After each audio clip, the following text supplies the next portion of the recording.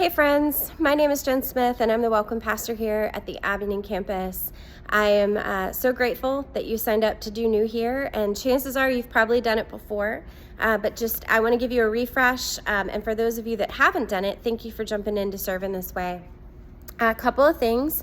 We have two different New here stations. We have one that's in the auditorium that's near the stage. If it's not near the stage, it'll be tucked into the corner, like where we normally have the cross.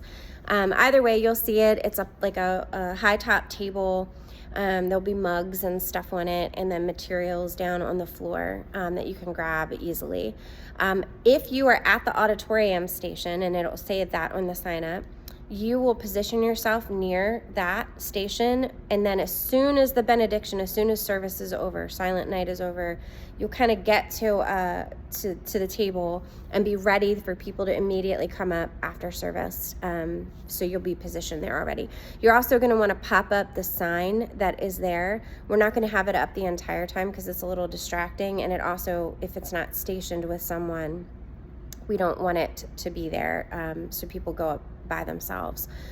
So when you arrive, pop your sign up. When you're done, make sure you flip the sign down for the next person to pop up when they're ready. If you're in the auditorium, Kirk might join you, just so you know, because he might come off the stage and just pop right down and join you.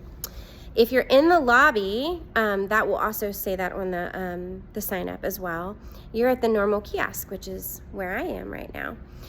So that's kind of by the front doors. We've got Bibles and mugs at both stations. The Bibles are available for free anytime to anyone.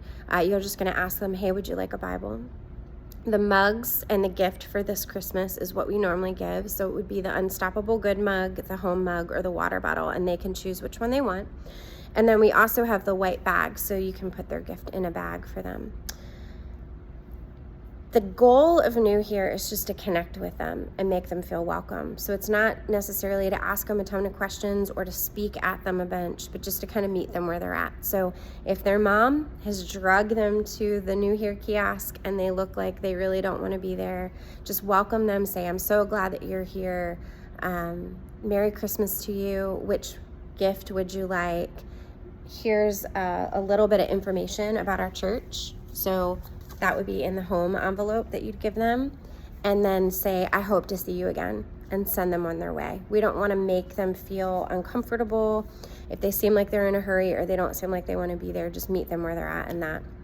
Now, if the person seems super eager to talk and they just, I don't know, their body language and their presence makes you feel like you can have more of a conversation with them, feel free to ask them questions. You know, how did you find out about Mountain? Who brought you here today?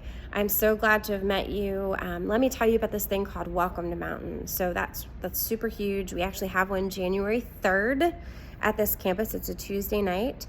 So make sure you tell them about that. We have these fun cards that should be at both stations where you can write in the date, January 3rd, for them in the moment and hand it to them. And then tell them that they can sign up online, or you can if you're at the station in the lobby, you can actually take a minute and help them sign up if you'd like. Another way to do it is on a connection card. So both stations have connection cards. You can just put their name and info and then put January 3rd, Welcome to Mountain, and they'll get signed up that way too.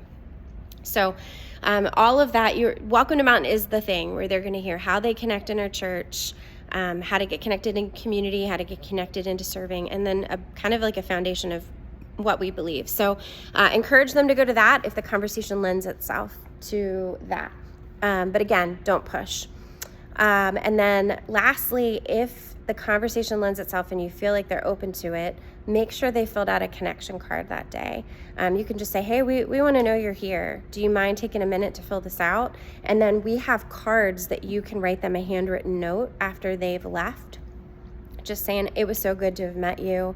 If you want like a cheat card, we actually have a card that's pre-written in the basket out here at the connection point that you can just copy exactly what's written there, and then you don't have to come up with something. But if that isn't a challenge for you, you can go ahead and come up with something that's a little bit more personal, and then you'll address the envelope and you'll stick it in our campus mail bin. If you have a question as to where that is, grab me. It'll probably make more sense if I just show you. So that'll get back to the main office, and then they'll get a handwritten note from you, which is just another touch that we like. We don't tell them this, but here's the why as to why we like them to have the connection card filled out. We have a system where they get an email about a week after they've filled out their connection card and said that they're new. And then about 3 weeks after, Kirk actually calls them and welcomes them to the campus and asks if they have any questions.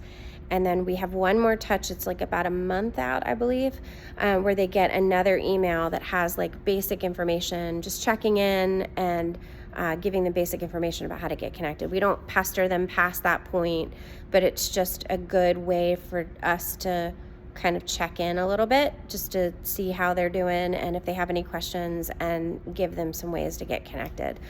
So as you can imagine, that is really, really good stuff for a first-time person, but we don't want them to feel like we're going to spam them, which is why we don't say that. But that kind of gives you the reason as to why we like them to fill out that connection card. So if you have the opportunity to get them to fill that out, please do that. Last but not least, and really important, we like to tally mark how many people actually come to the New Here kiosk. It just gives us information to see what's working. So at each of your stations, you've got a tally sheet. Make sure that you tally anyone over the age of 5. So if a family of 6 comes up to you at the same exact time, you'll tally 6 people. So make sure you're doing that. And New Here folks, you should be doing that every week if you normally serve in this way. Other than that, you might get some questions about groups, or you might get questions about something else. Do your best to answer. If you don't have the answer, it's okay. You don't need to know everything. Just fill out a connection card with their information and what their question is. Be as specific as possible on the card, and we'll make sure that they get contacted with some info. If you were at the auditorium New Here station, you are done. As soon as it looks like people have exited the auditorium and you're not going to get anyone else, or you're done talking to the folks that did come up, you're done with your serving role. It's more of, I think I only scheduled like a half hour with the thought process of you'd be available for as soon as the service ends, and then you'd be done. If you were at the New Here in the lobby, your service is not done when the service starts. So your hours are a little bit longer. I think it's an hour shift for most of them, but there's some that are a little bit longer. The reason for that is that you become the lobby presence then.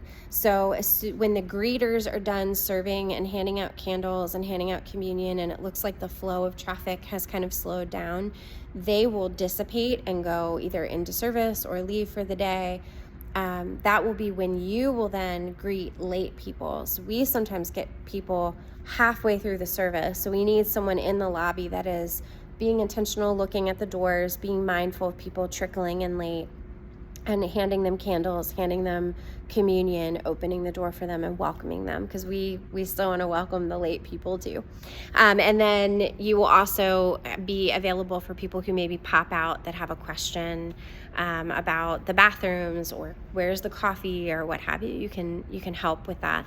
If somebody comes out and they have an infant, you can tell them about our nursing moms room. As long as a mother isn't actively nursing in there, it could be just about anybody that sits in there with their infant. So you can let them know and let the kids check in. People know that we have a nursing moms room.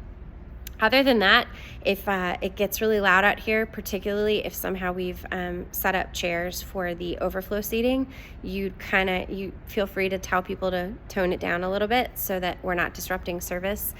Sometimes we have a lot of fun hanging out, and we need to remember service is happening. That's about it.